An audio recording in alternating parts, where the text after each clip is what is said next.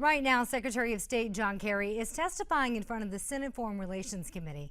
I'm Miranda. This story tops our Newsmax Now update. Kerry says there are two pillars to Obama's comprehensive strategy: an inclusive Iraqi government and a broad coalition of allies to help the U.S. Secretary Kerry says he believes the U.S. is capable of destroying ISIS. In the meantime, members of Code Pink are protesting U.S. involvement in the Middle East. Secretary Kerry had a message for the group. He says Code Pink was started by women who believe it was the government's job to take care of people. And if that's what you believe in, and I believe it is, then you ought to care about fighting ISIL. Because ISIL is killing and raping and mutilating women. And they believe women shouldn't have an education. Kerry also told Code Pink protesters that ISIS sells girls to become sex slaves for jihadists. President Barack Obama gave a speech at MacDill Air Force Base in Tampa following his visit to CENTCOM earlier today. The president's remarks came after he met with top military leaders. Whether in Iraq or in Syria, these terrorists will learn the same thing that the leaders of al-Qaeda already know. We mean what we say.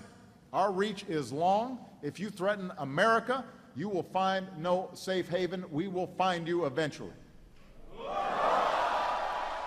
And the president insists that the U.S. will only fight ISIS from the air. He says it's the Syrian and the Iraqi government's responsibility to fight on the ground.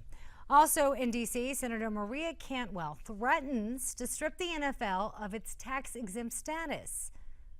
The Democratic senator from Washington state says she plans to introduce legislation against the NFL. This after the league failed to take action against the Washington Redskins name. The NFL needs to join the rest of America in the 21st century. We can no longer tolerate this attitude towards Native Americans. This is not about team tradition. It is about right and wrong.